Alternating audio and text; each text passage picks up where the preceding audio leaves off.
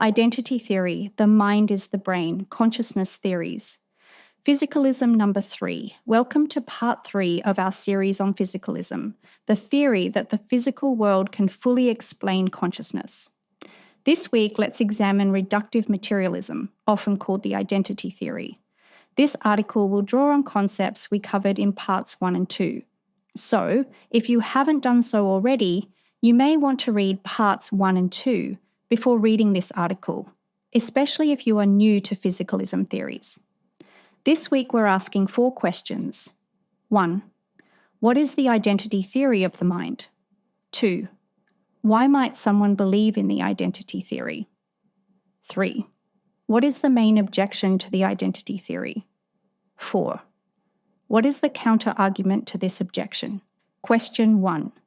What is the identity theory of the mind? In its simplest form, the identity theory of the mind is the idea that the mind is the brain. In other words, every experience, such as feeling happy or thinking about a problem, is fundamentally one and the same as a particular pattern of neuronal activity or brain state. The identity theory adopts a reductionist approach, meaning it claims that the mind, or consciousness, is one and the same thing as the neural processes that give rise to it. When making this claim, the identity theorist often draws on analogies found in other areas of science. For example, they might liken consciousness to light or temperature, claiming that just as light is simply electromagnetic waves and temperature is simply the kinetic energy of molecules, specific conscious states are simply specific brain states. Just as light doesn't seem like electromagnetic waves and temperature doesn't seem like the kinetic energy of molecules, consciousness doesn't seem like neural processes. But that's what it is. Proponents of the identity theory argue that as neuroscience, particularly cognitive neuroscience, advances, it will eventually uncover the precise brain states and processes that correspond to specific experiences. This one-to-one correspondence between the mental and the physical would effectively dissolve the perceived divide between the mind and brain. The mind is simply the brain. Notice how the identity theory claims that the brain is the only possible basis for consciousness. If the mind is the brain, there is no room for artificial intelligence, AI, to ever be conscious. Some may find this view narrow-minded. Indeed, the identity theory has been dubbed the carbon chauvinist theory. But just because a theory might seem narrow-minded doesn't mean it isn't true. There are several reasons why someone might advocate for the identity theory.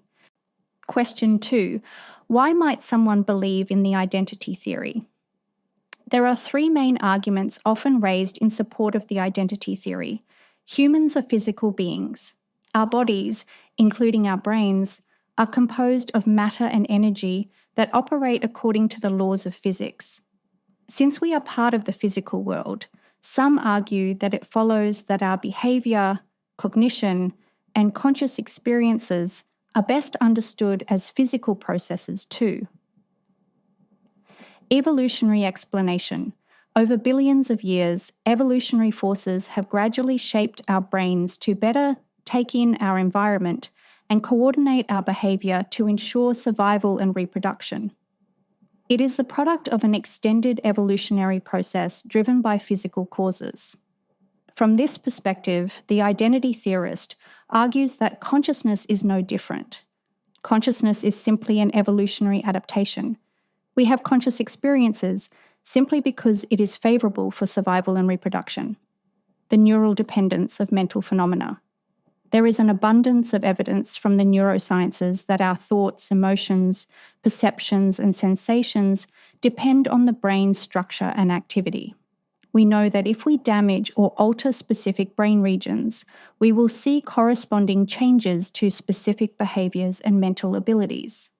For instance, damage to the hippocampus, a region deep in the brain, can severely impair the ability to form new memories, while injuries to the visual cortex at the back of the brain can cause blindness or visual impairments. But we don't have to damage the brain to see the connection between the brain and the mind. Modern neuroimaging techniques, like functional MRI scans, have been correlating particular conscious states with specific brain patterns for many years. Question 3. What is the main objection to the identity theory? One argument against the identity theory stems from the first-person experience of consciousness and subjective awareness.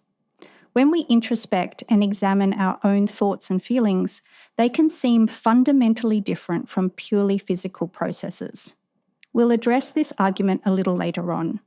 For now, I want to focus on the main argument against the identity theory of mind: the category error argument and Leibniz's law.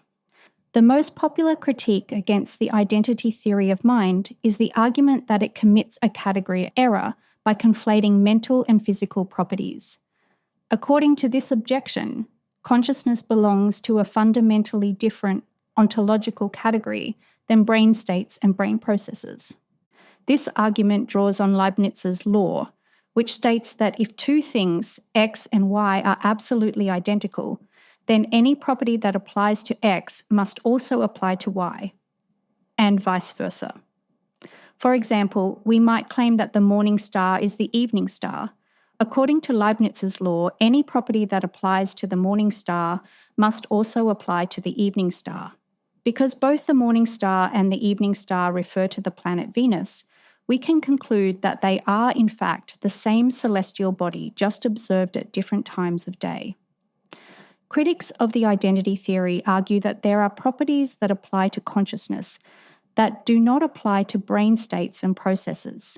For example, consciousness is often described as the intrinsic subjective first-person experience, while brain states and processes are observable from a third-person viewpoint.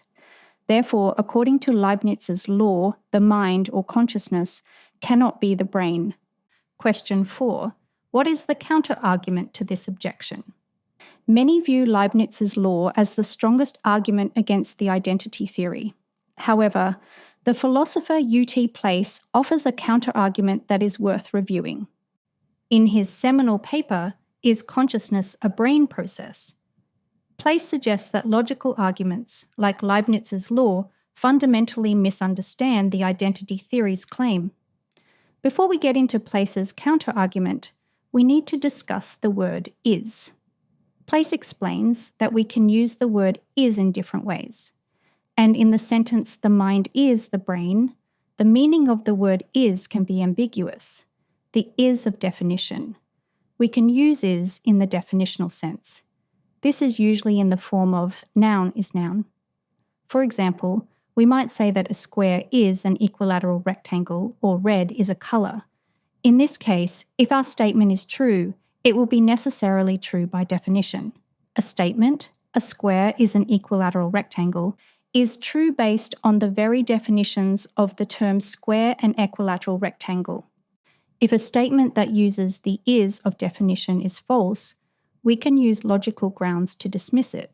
For example, if I were to say that a triangle is a square, we could logically argue that this violates the definitions of triangle and square, since a triangle, by definition, has 3 sides, while a square, by definition, has 4 equal sides. Similarly, if I were to say that red is blue, we could logically argue that this violates our definitions of red and blue. Notice how the is of definition is argued on logical grounds. We don't use empirical evidence to make these arguments. Arguments made on logical grounds are often arguments about the meanings of words, the is of composition. We can also use is in the compositional sense. This type of is can usually be found as noun is noun. Place gives some examples.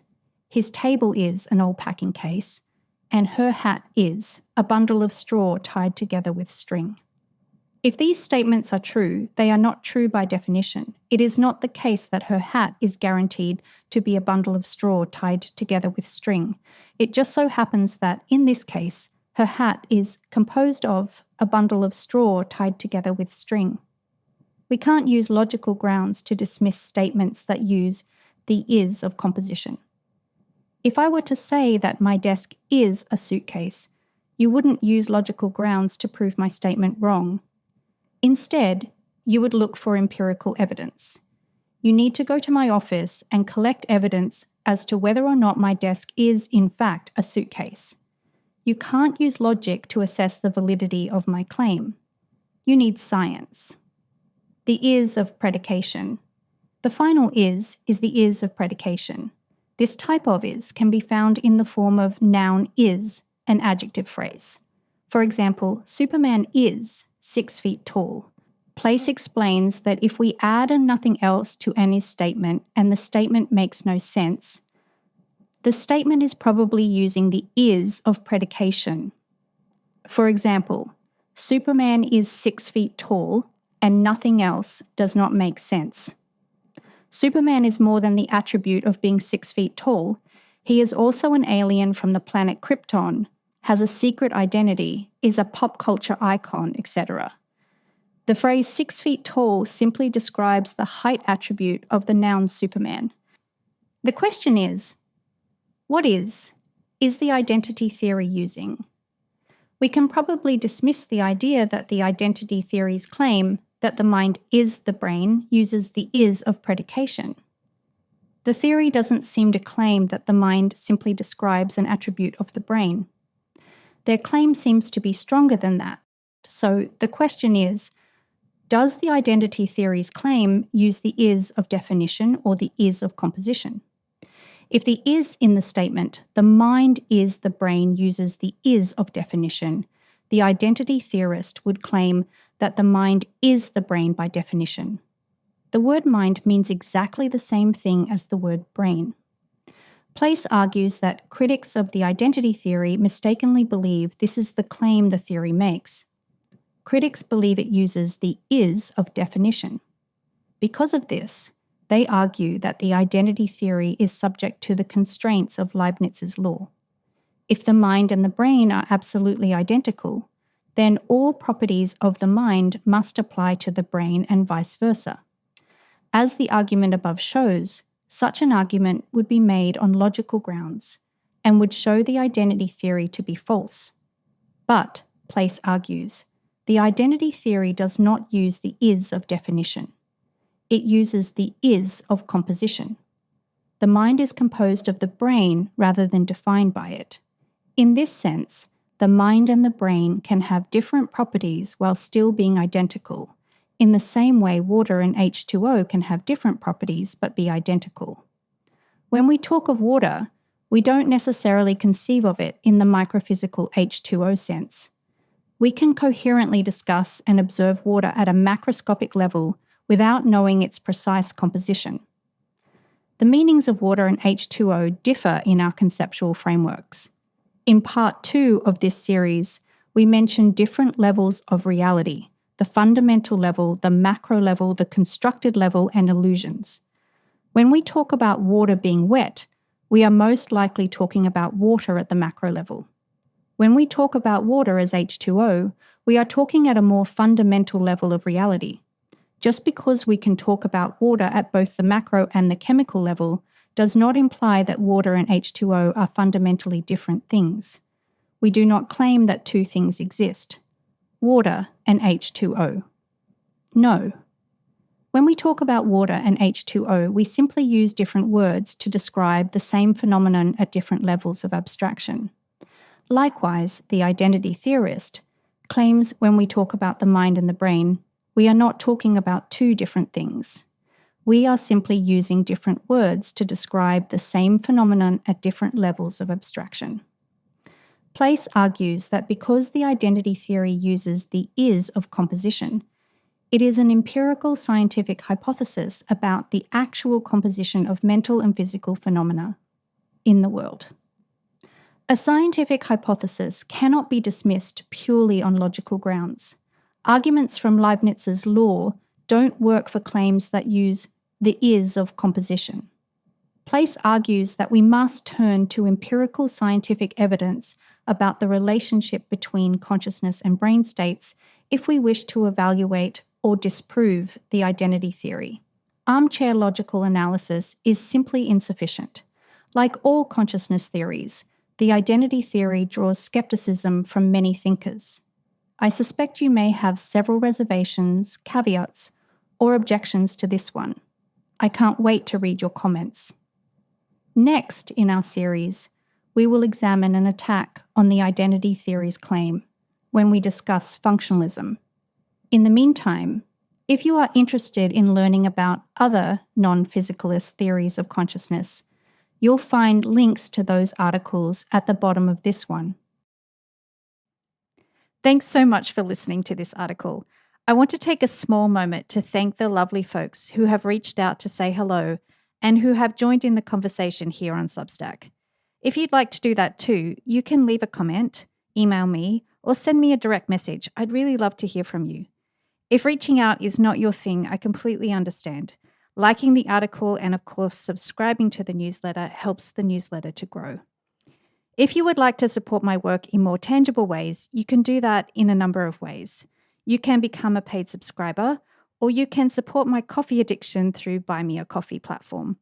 I've included a link in the article. I want to take the time to personally thank those of you who have decided to financially support my work. Your support means the world to me. It's supporters like you who make my work possible, so thank you so much.